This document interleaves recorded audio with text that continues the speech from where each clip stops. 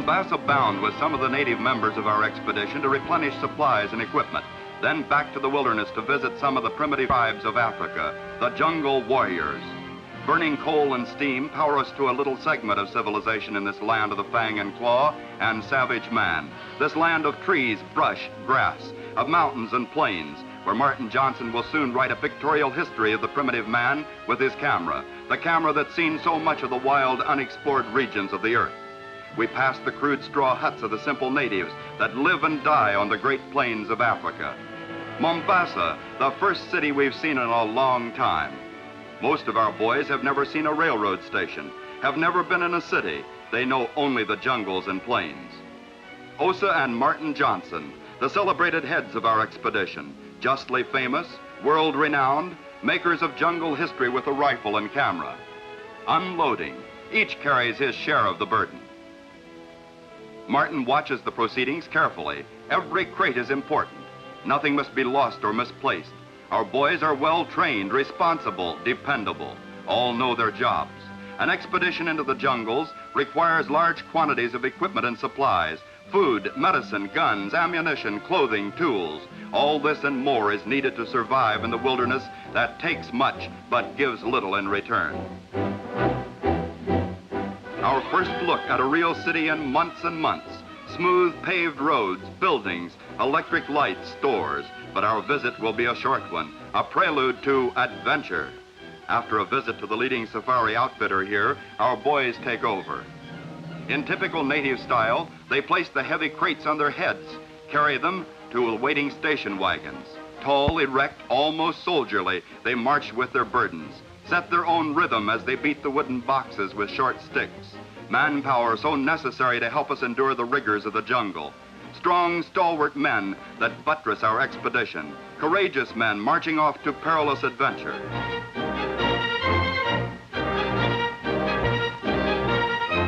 We ride on hazardous mountain roads, move slowly, laboriously. Dense, almost impenetrable vegetation surrounds us. We trek through this primeval land that's remained the same, untouched by the passing ages, a past that lives in the present. We've traveled a long way since we left Mombasa, covered many strange lands and places, always on the move. Through Rajaf, the land of the white rhinoceros, a freak of nature, and pygmies, the little men of the forest.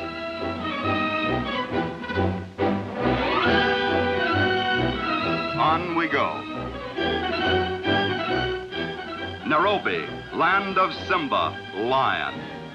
The merciless jungle killer that prowls the plains, the jungles, dominates the region. Part of our trip is on inland waterways, a mighty river that flows through this wild area of the earth.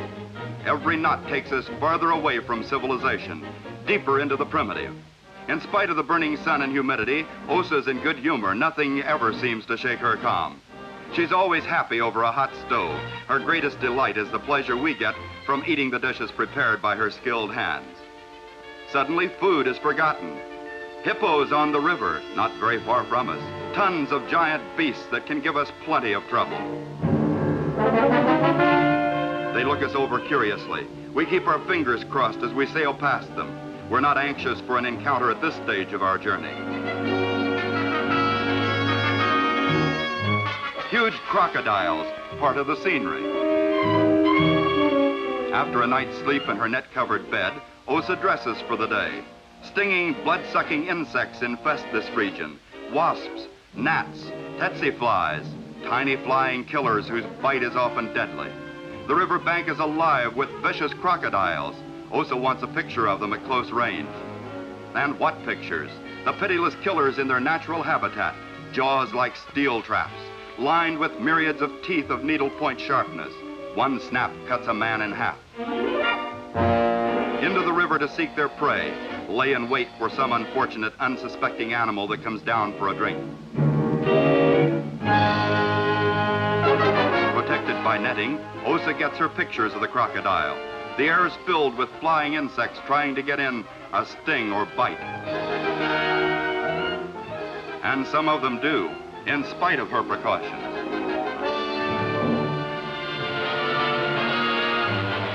But insects aren't the only terrors of the moment. Some gigantic elephants make their appearance on the opposite shore. Good pictures for Martin, but not so good for us if they were closer.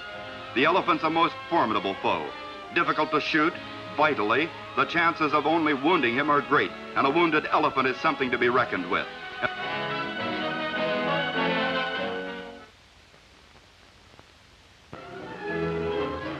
We visit the Ubangis.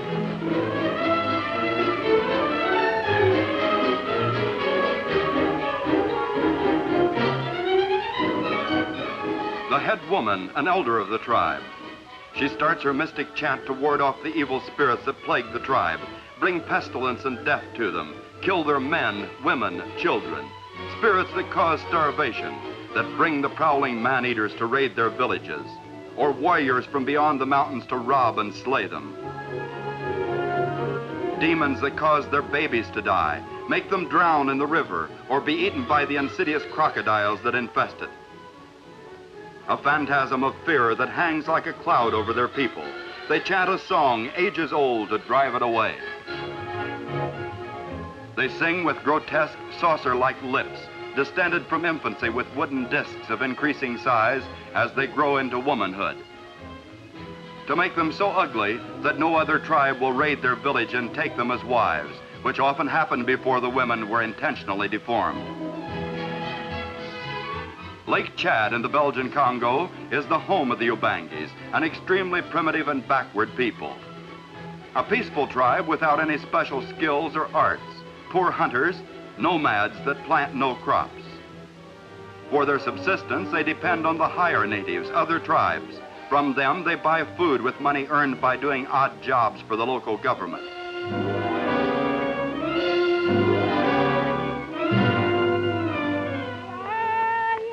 People that live from day to day, no future, a static past.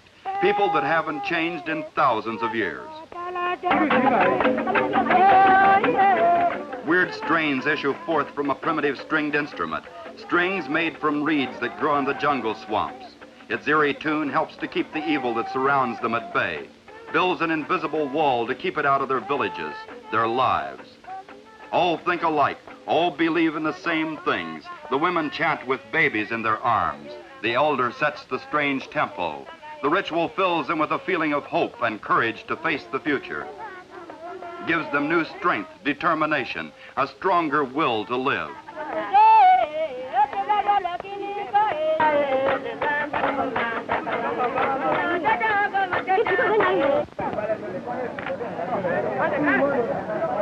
They pick up the coins that we toss to them, money to buy food, their prime necessity, scarce, almost non-existent money that they rarely see, rarely have, money precious to the touch, money that helps to fill their empty, yearning stomachs. The ceremony goes on. The elder continues her mystic rites against evil. Her wisdom, born of advanced age, experience, knowledge of the hidden secrets of the tribe, fit her to lead the primitive choir in their monotone song. She's a warrior of the chant that battles the strange forces and beliefs that dominate their simple, superstitious lives, an endless conflict with never a victory for them. But they never give up the fight. They pay homage to their gods with a dance. Each step is a prayer to them. Closer to the source of the music. Small and slight of build, yet she holds strange powers within her that foil the preternatural. A face that mirrors sorrow, suffering. All have seen misery. Joy is an unknown emotion here. The dance to keep the specter of death away from their tribe. Their women, their men, children, livestock. They dance so that all may live. None are too young to witness this.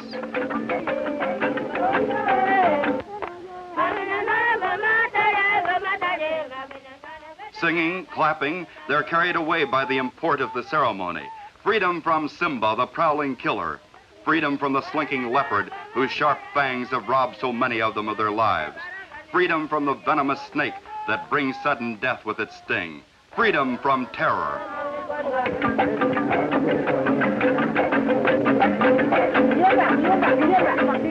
Every discordant note cuts into the heart of their oppressors, tyrants, enemies. They're foes that spare none of them, victimize all, men, women, children, the young and old. They follow their mentor in song, supplicate the friendly gods to protect them from harm. Inspired by the ritual, one steps forward, her body writhes in ecstasy to the strange discordant rhythm. The effects of the primitive ritual spreads through the group, fills them all with a feeling of elation, somber elation. Each step tramples an evil spirit, crushes it, grinds it into dust for the winds to sweep away as they blow across the plains. Every movement of their swaying bodies is fraught with meaning, purpose. They dance according to the traditions of the tribe, a dance that dates back to ancient times. By song and dance, these simple people attempt to shape and combat their environment, a futile method, for it brings no material results to them. Dominated by superstition, one generation after another follows the same pattern.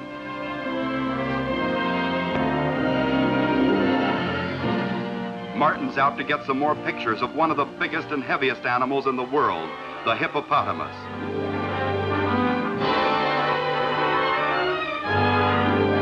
The river's full of these leviathans of the wilderness, tons of blubber and muscle. In spite of their clumsy appearance, they're excellent swimmers. Huge heads like rock islands in the river, at home under the water too. As we cut through the water, some of them go undercover beneath the surface. Martin's having a field day with his camera.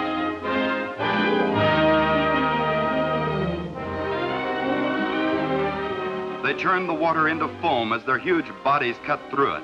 About 3 tons of giant hippo cruising along like a dreadnought. If he ever hits us, our boat would be smashed to splinters, and so would we. Standing in shallow water, this one shows how really massive he is. He seems to resent our presence, decides to do something about it, goes into deeper water, heads toward us. Huge waves are set up in the wake of the swimming killer as he charges our boat. Osa levers the rifle, but there's little chance of escape. Suddenly, almost upon us, he stops. He veers angrily away and swims off at top speed. We all breathe a sigh of relief at our narrow escape from death. Another giant, another great massive animal, only his huge head visible. His mouth opens, a huge cavern, closes it with a crash that echoes across the water. The telephoto lens gives an excellent close-up of the huge brutes. Another one with mouth wide open, his giant tusks exposed. We leave this perilous area while the going's good.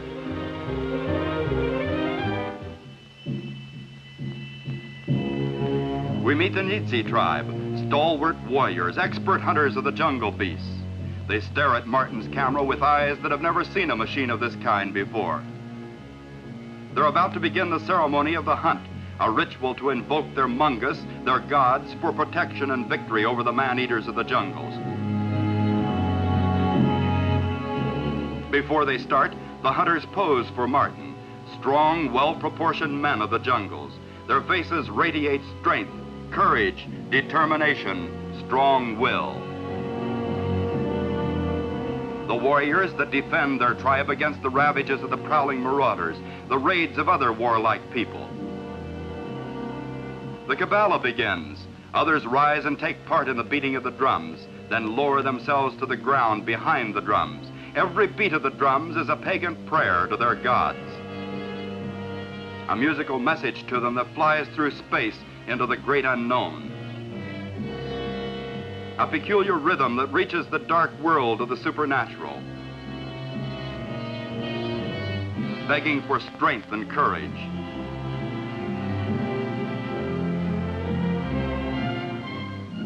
Stamina, keen eyes, sharp ears, steady hands for aggression and defense against their enemies. Land of brush and thicket.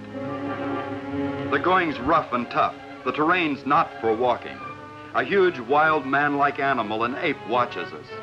The tall, tough jungle grass resists our every step and snarls us, whips our bodies as we trek through it. The thickets conceal danger. But the big ape doesn't take us unawares. He leaves evidence of his presence.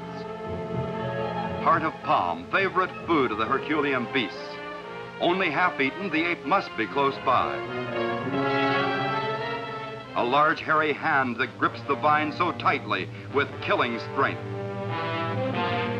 There must be a colony of them in the vicinity. But the ape sees us long before we sight him. Trouble. The ape moves stealthily through the dense brush, keeping us under close scrutiny all the time. Martin and Osa decide to search out the ape and capture it alive if they can. The big game hunt begins, very big and very deadly game.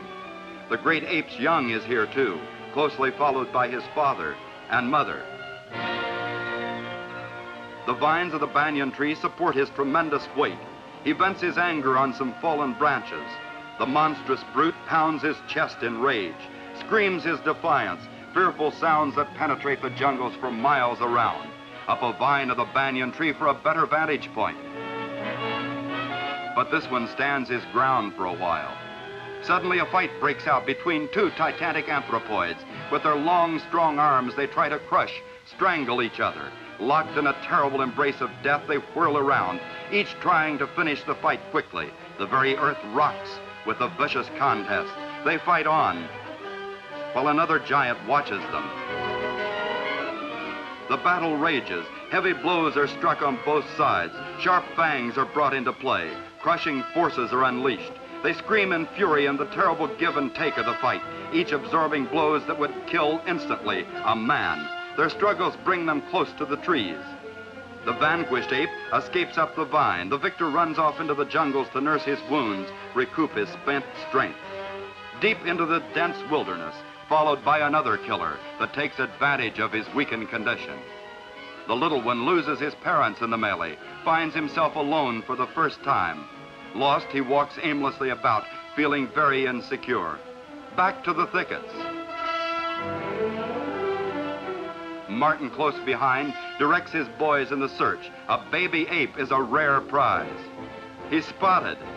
Aping his elders, the little one beats his chest in victory. His chest swelled with pride, the young anthropoid goes off into the jungles, his first encounter and victory over man. But he's still only a baby and needs his parents. And there they are, way up in a tall tree. The big apes, far out of reach for the first time, watch us. The time for action is here. We begin our great capture. Osa and Martin shout orders to their boys, put their plan into effect to capture the apes. With sharp axes, they set to work to chop down the fortress of the huge anthropoids. The apes are imprisoned in their own refuge. Their security diminishes with every bite of the keen-edged axes. A limb falls, hits the earth with a loud crash, brings them right down to the midst of us. We inspect one of our prizes, a big one, stronger than 10 men. Securely trussed with strong ropes, the ape is rendered helpless. How he'd like to get his hands on us. Osa attempts to soothe the captive, an impossible task. We're all happy over this unexpected prize trophy. Unbounded fury, limitless anger. He tries to sever his bonds with sharp fangs, bites them with powerful jaws, but to no avail. The jungle supplies us with materials. All pitch in. A tough job in a tough place. Every part of the bridge is handmade. In the jungles, you build your bridges before you come to them. Build them out of the materials furnished by nature. Strong vines, giant trees. It takes a lot of husky men to carry tons of tree trunk felled by sharp axes. It takes a lot of energy and sweat to convert nature to your own needs. Plenty of brawn and muscle. A big crew is needed for this job. The area teems with manpower. Our workers busy in combating stubborn nature that resists our advance through its domain. At last, nature is conquered, gives way as our station wagons cross the crude but adequate bridge. Once again, on our way, across the plains and jungles of Africa on rolling wheels. In the vastness, the immensity of the untamed wilderness, we feel like tiny mites, very insignificant. It sometimes deflates our ego. Another water barrier, but shallow enough to ford. Our faithful boys come to offer their aid. We're fortunate in having such a dependable crew. After many months in the wilderness among the jungle warriors, the wild animals, months of adventure and thrills, we head for civilization, home, bring back our pictures and stories. But soon, we'll retrace our steps back to nature in its wildest state, to more adventures in the land where adventure never ends, the tropical jungles, the plains of Africa.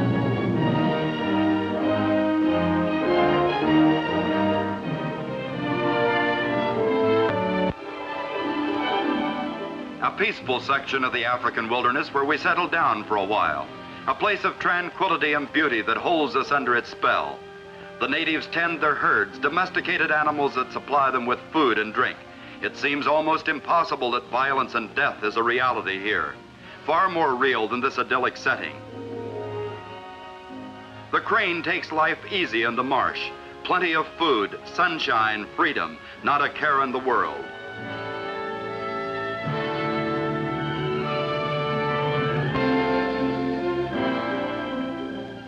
Osa Johnson is getting a much-needed rest in this paradise.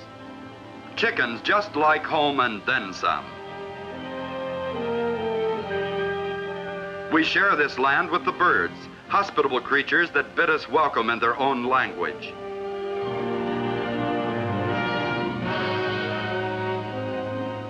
A native makes himself useful. The produce of Osa's garden, homegrown carrots, cabbages, and other vegetables. Succulent watermelons cultivated by her, big fellows loaded with sweetness, every bite a joy. Juicy tomatoes too. What nature doesn't provide here, we grow ourselves. This is Martin Johnson, one of the world's greatest outdoor photographers. Osa's broad-minded on all subjects, but when it comes to cooking, she has the first and last word. Some last-minute instructions from the master of the culinary arts. We look forward with pleasure to some very delectable fare. This industrious chap so busy with his shoveling, digging into the earth, what's he looking for? What's buried here? Gold? Silver? Diamonds? A uranium deposit? Let's watch him while he works, and we're sure to find out his secret.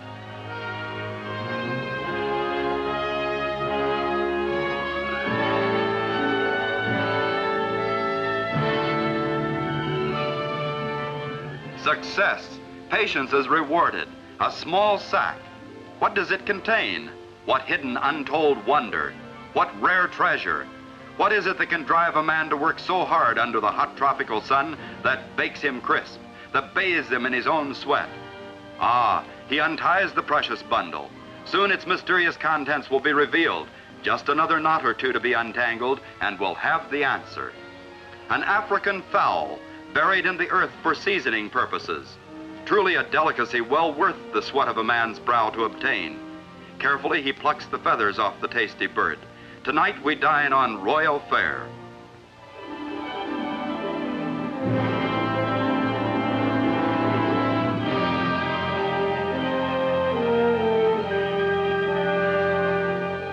Beautiful scenery, lofty mountains. We could easily be persuaded to remain here forever.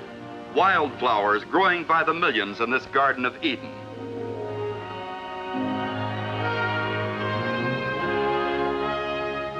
Daisies, a whole golden field of them. Osa picks an armful of them to take back to camp.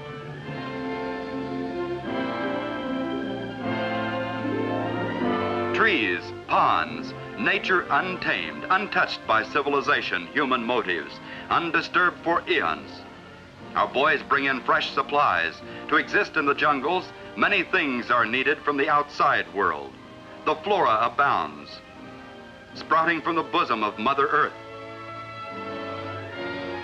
A lake, a natural swimming pool warmed by the sun.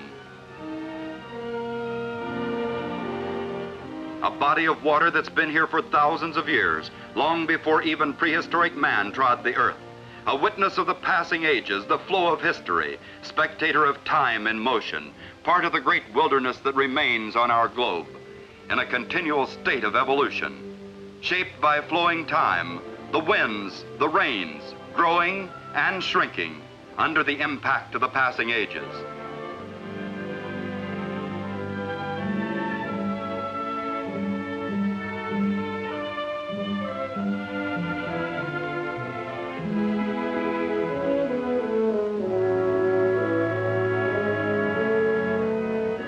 A small animal catches Osa's attention.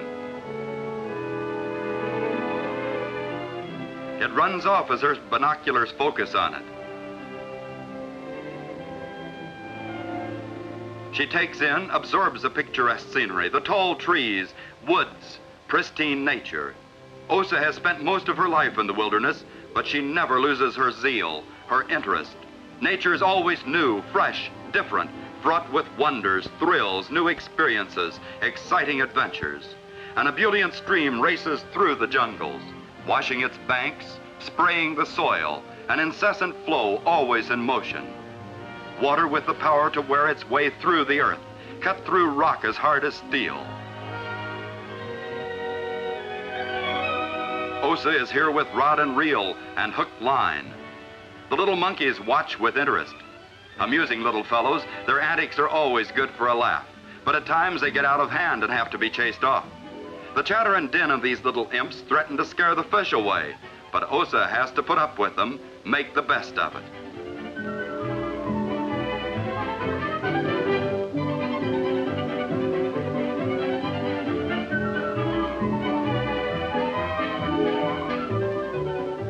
There's fish here and Osa's going to get some. Monkeys or not, take them right out of the water. Osa is patient, as a good fisherman should be. These waters hold treasures worth waiting for. With her line sunk deep into the stream, Osa bides her time. She knows that sooner or later curiosity will tempt the fish to nibble. A ruthless killer watches too, the warthog, one of the most dangerous, nastiest, evil-tempered animals in the jungles. He roams the plains and jungles ever ready for a battle. Attack him at your own risk. Even the vicious lion and leopard are wary of this slashing foe. The rod bends under the strain as a fish is hooked, but he's a goner.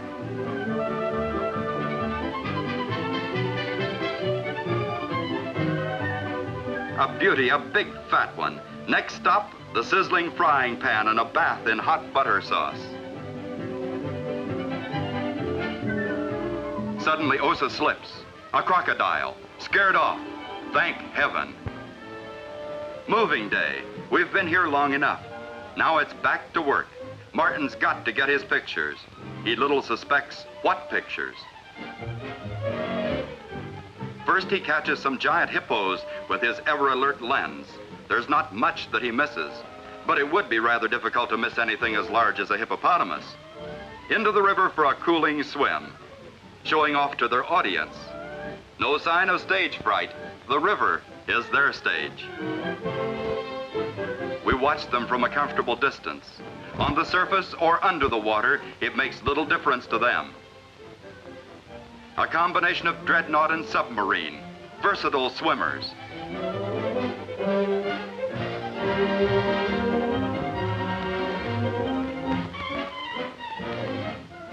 Small animals driven by curiosity scurry over the ground for a quick look at us. Our preparations to build a tree platform for observation attract some of the local natives. Even here in the jungles, building activity attracts many onlookers, gapers, sidewalk superintendents. It seems that people are the same the world over. Tree platforms are very useful in the jungles. Some of Martin's best pictures were taken from them, and Osa has brought down many a fierce killer standing on her high observation post. A monkey puts on a show for us. We string up a tightrope and he walks it with grace and agility far beyond that of the most accomplished circus performer. All alone. Want to play? Rough stuff. The baboon's pretty tough, and so is the cheetah. Look out, there's many a bite in jest. You call this fun? One more round. While the others play, Mother Baboon is busy rearing her son to take his rightful place in jungle society. The little fellow doesn't seem to care much about this. He'd much rather be in a rough and tumble game right now. Listen to Mama, or Mama spank. The terrible drought that's descending on the jungles brings forth a crisis. The old chief makes one of his rare public appearances to give royal sanction to the ceremony that's about to begin. The strange mystic dance of the rain gods. The medicine men invoke the spirits to drive away the curse of dryness, bring rain to the tribes, life-giving water to quench their thirst, irrigate their lands so crops may grow, water for the decimated livestock, open sky, and let the torrents pour down on our arid land that turns to dust. The medicine man goes into a frenzy as he dances madly, pleading with the rain gods to free them from the scourge of the drought. The water hole grows more shallow. Soon it'll be empty, as dry as the land that surrounds it. Their flocks grow smaller. The great herds shrink. Even the camels feel the pangs of thirst. Animals, wild and domestic, all with one craving: water, water, water. All on the move, searching for the same thing, a liquid that's the most plentiful thing on the earth: water. Oceans of it, rivers, streams, brooks, but none here.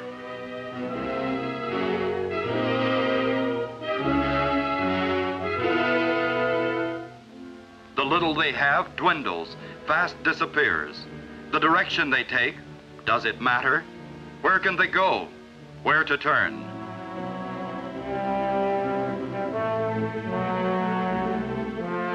The camels, the ships of the desert, walk the arid plains, mile after mile in search of the precious fluid, all seeking for an unknown oasis. The plains teem with great herds of wildlife. Martin's camera takes in this amazing sight. Wild animals as far as the eye can see, stretching far out across the plains, in all directions. Refugees of the drought, stunned with fear, victims of impending doom, ensnared in a catastrophic web. They're gathered here, a great mass meeting of the animal kingdom, confused, helpless, in the grip of something beyond their comprehension, ruled by the law of the survival of the fittest.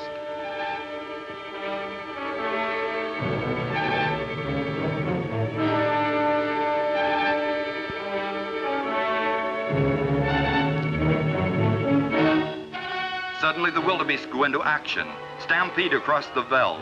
The earth trembles under the impact of their pounding hoofs. No longer passive, they cover ground. Instinct tells them that motion is the only solution to the problem. Keep moving until water is found. Keep moving until you drop dead in your tracks. Never before in their many years of exploration in the African jungles, the tropic wilderness, have Osa and Martin Johnson witnessed such a mass assemblage of wild animals. Never before have they seen such a tremendous concentration of the animal kingdom. Countless thousands of hapless beasts driven out of the jungles by a growing thirst that throttles them one by one with every tick of the clock, with every passing day that brings no relief. Martin gets it all on film, reel after reel of amazing, terrifying pictures.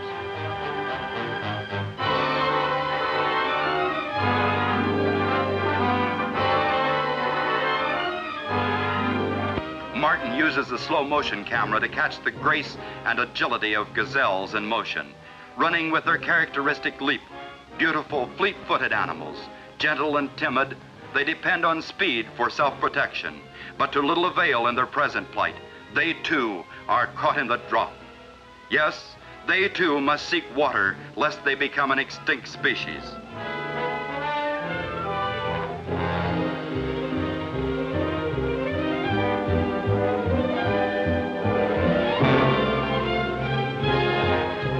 The giraffes are panic-stricken and bound off through the jungles, tall, ungainly creatures running for their lives.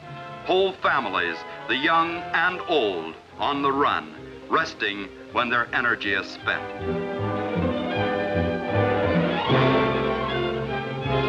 Standing now, but soon they'll be off searching for the most elusive substance in the jungles, water.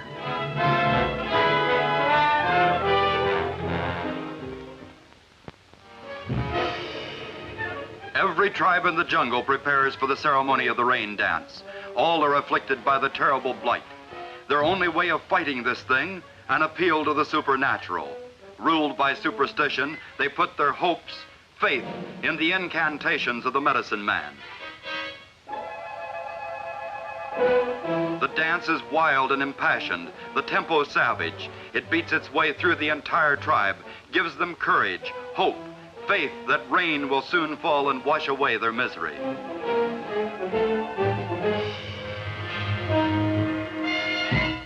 Even the little children, too young to understand, dance, all united in a common cause.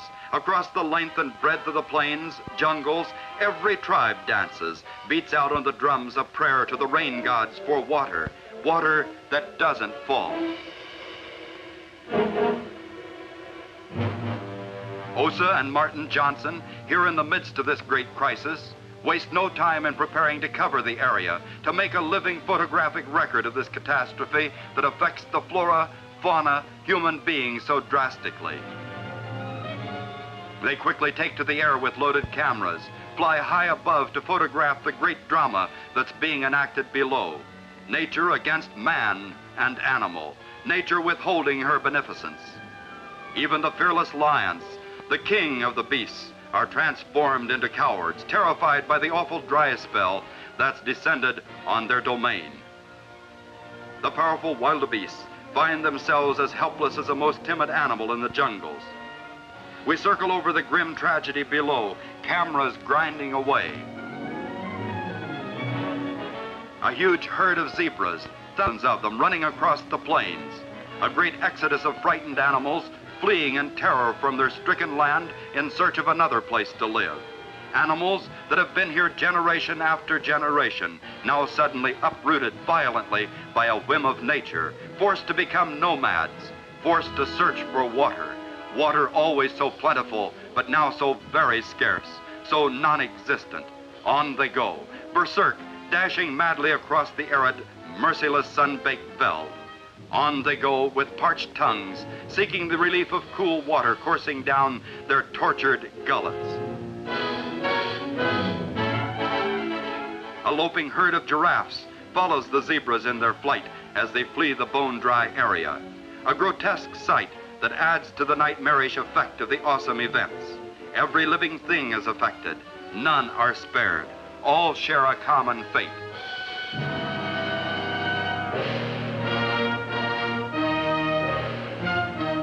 A herd of giant elephants caught in the maelstrom, accompanied by a flock of ever-present white herons, birds always with the huge beasts, powerful, formidable beasts of Herculean strength. Yet they too must lumber along, traversing the land in search of water to keep life in their huge frames.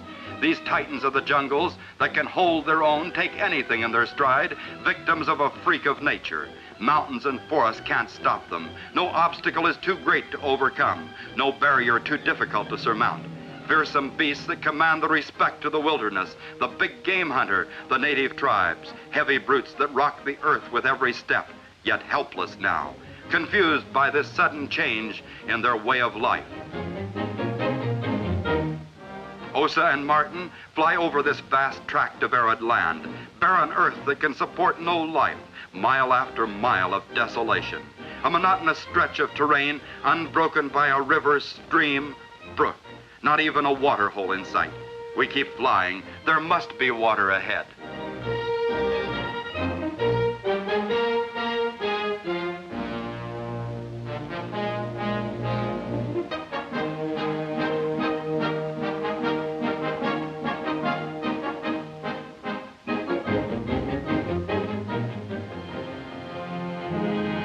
A miracle, salvation, water.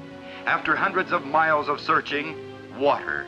The wildebeest stand in it to soothe their hot hoofs, beaten by the long migration. The jungles are the great testing grounds for courage, heroism, the fittest. Those that live in it must always struggle to survive. The gigantic elephants drink greedily, suck up the water through their long trunks. almost a panorama of the entire animal populace of Africa. Herd after herd that traveled along arduous, dry, dusty miles in search of water.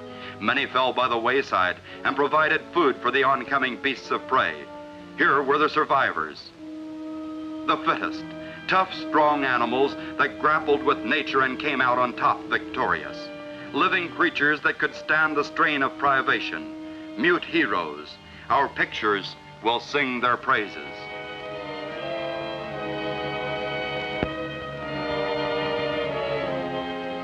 The great drama ended. We take off for civilization with the most remarkable jungle pictures ever photographed. Pictures that will ever remind us that life is very uncertain in the tropical wilderness that still remains on the face of our earth.